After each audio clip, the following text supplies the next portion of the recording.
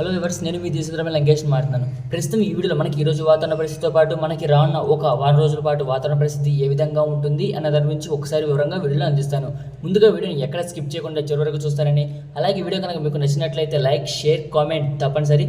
కొత్త వాళ్ళైతే మన ఛానల్ని సబ్స్క్రైబ్ చేయండి. అలాగే పక్కనే ఉండే బెల్ సింబల్ని క్లిక్ చేయండి. మనం చెప్పిన విధంగానే మనకి ఏప్రిల్ చివరి వారంలో మనకి వర్షాలు నమోదవుతాయని చెప్పడం జరిగింది. ఆ విధంగానే మనకి మే మొదటి వారంలో కూడా మనకి వర్షాలు నమోదవుతాయని చెప్పడం జరిగింది. ఆ విధంగానే మనకి బంగాళాఖాతంలో నుంచి మనకి ఉత్తర కోస్తా వైపుగా ఒక ద్రోణి ప్రభావంతో మనకి ఉరుములు మెరుపులు పిడుగులతో వర్షాలు అనేవి ఉత్తరాంధ్ర, మధ్యాంధ్ర, తెలంగాణ, రాయలసీమ జిల్లాలో నమోదయ్యే అవకాశాలు అయితే కనిపిస్తున్నాయి. అలాగే ఈరోజు వాతావరణం పరిస్థితి అంటే మనకి తెలంగాణ రాష్ట్రంలో వర్షాలు నమోదవుతున్నాయి. అలాగే మనకి ఉత్తరాంధ్ర జిల్లాలో వర్షాలు నమోదవుతున్నాయి. అలాగే పొద్దుటూరు, పల్లారి పరిసర ప్రాంతాల్లో కూడా మనకి వర్షాలు అనేవి నమోదవుతూ జరుగుతుంది. మార్నింగ్ నుంచి మధ్యాహ్నం వరకు ఎండల తీవ్రత అనేది ఆంధ్ర మరియు తెలంగాణ రాష్ట్రంలో నమోదవుతుంది. మధ్యాహ్నం సమయం నుంచి ఒకసారిగా వాతావరణం మారి మనకి మధ్యాంధ్ర, ఉత్తరాంధ్ర, తెలంగాణ, రాయలసీమ జిల్లాలో మనకి వర్షాలు అనేవి ఉరుములు మెరుపులు పిడుగులతో నమోదయ్యే అవకాశాలు అయితే ఉన్నాయని మనం గత వీడియోలో చెప్పడం జరిగింది. ఆ విధంగానే మనకి మే మొదటి వారంలో మనకి వర్షాలు అనేవి తప్పకుండా నమోదయ్యే అవకాశాలు అయితే 100% అయితే కనిపిస్తుంది.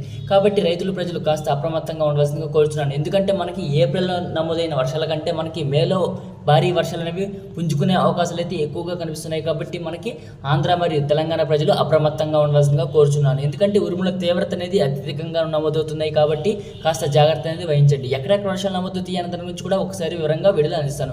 మధ్యాంధ్ర జిల్లా అంటే కృష్ణా, గుంటూరు, బాపట్ల, అలాగే పల్నాడు, ఏలూరు, విజయవాడ, గన్నవరం, అలాగే మైలవరం పరిసర ప్రాంతాలు, నొన్న, అలాగే మచిలీపట్నం పరిసర ప్రాంతాలు, ఏలూరు, గుడివాడ, అవనిగడ్డ, అలాగే మచిలీపట్నం పరిసర ప్రాంతాల్లో భారీ వర్షాలు నమోదయ్యే అవకాశాలు కనిపిస్తుంది. మన దివిసీమ, అవనిగడ్డ, నాగలంక, కోడూరు పరిసర ప్రాంతాల్లో వర్షాలు నమోదయ్యే అవకాశం కనిపిస్తుంది. అలాగే రేపల్లె, నిజాంపట్నం పరిసర ప్రాంతాల్లో కూడా మనకి మోస్తరు నుంచి భారీ వర్షాలు నమోదయ్యే అవకాశాలు అయితే గుంటూరు, బాపట్ల, అలాగే చేలార పరిసర ప్రాంతాల్లో కూడా మనకి వర్షాలు నమోదయ్యే అవకాశాలు అయితే కనిపిస్తున్నాయి. కాబట్టి మనకి మోస్తరు నుంచి భారీ వర్షాలు అనేవి మే మొదటి వారంలో పుంజుకునే అవకాశాలు అయితే ఎక్కువగా కనిపిస్తున్నాయి. ఈ వర్షాలు అనేవి ఈదురుగాలు, ఉరుములు మెరుపులు పిడుగులతో నమోదయ్యే అవకాశాలు అయితే ఎక్కువగా కనిపిస్తున్నాయి.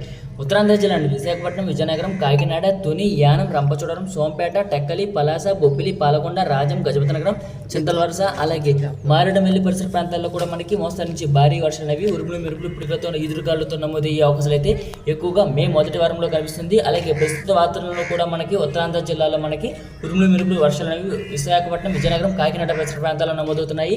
అలాగే మనకి తెలంగాణ రాష్ట్రంలోని వికారాబాద్, సంగారెడ్డి, కామారెడ్డి, నిజామాబాద్, మెదక్, మేడ్చల్, మల్కాజ్గిరి, జోగులాంబ, గద్వాల జిల్లా, ఆదిలాబాద్, ఆసిఫాబాద్, మంచిర్యాల, పెద్దపల్లి, జయశంకర్, భూపాలపల్లి, రాజన్న, సిరిసిల్ల, సిద్దిపేట, వరంగల్, మెదక్, ఖమ్మం, భద్రాద్రి కొత్తగూడెం ఈ జిల్లాలో కూడా మనకి మోస్తరు నుంచి భారీ వర్షాలు అనేవి ఉరుములు మెరుపులు పిడుగులతో నమోదయ్యే అవకాశాలు అయితే ఎక్కువగా కనిపిస్తున్నాయి.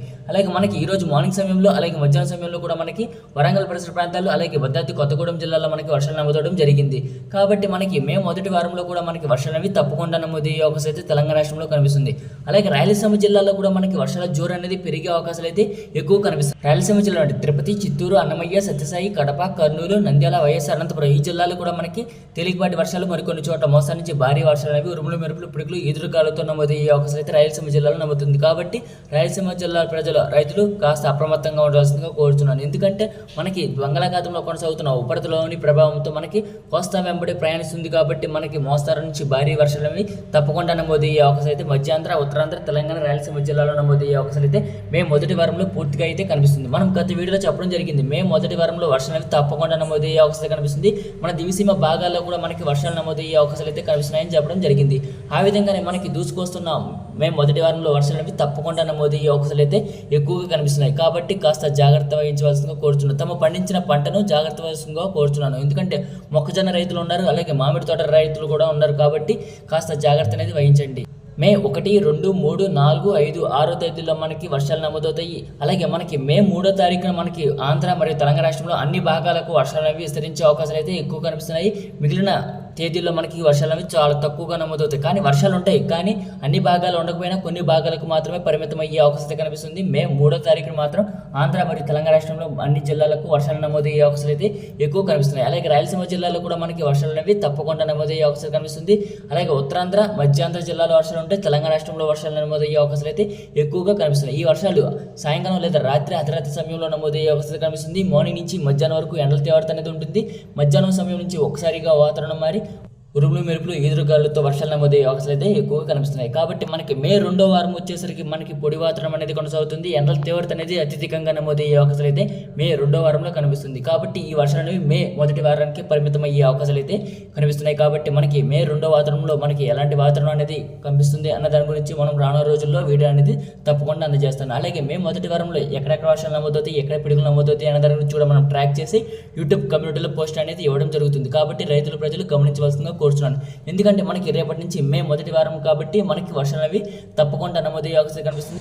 ఈ రోజు నుంచి మనకి వాతావరణంలో మార్పు అనేది కనిపించింది. మనకి కృష్ణా, గుంటూరు, విజయవాడ పరిసర ప్రాంతాల్లో మనకి ఈ రోజు మధ్యాహ్న సమయంలో ఆకాశం మేఘావృతమై ఉంది. అలాగే మెల్లమెల్లగా వాతావరణంలో మార్పులు అనేది చెంది మనకి వర్షాలు అవి తప్పకుండా నమోదయ్యే అవకాశం అయితే ఎక్కువగా కనిపిస్తున్నాయి. కాబట్టి కాస్త జాగ్రత్త అనేది వహించండి. ఈ వీడియో కనుక మీకు నచ్చినట్లయితే లైక్, షేర్, కామెంట్ తప్పనిసరి. కొత్త వాళ్ళైతే మన ఛానల్ సబ్స్క్రైబ్ చేయండి. Thanks for watching this video.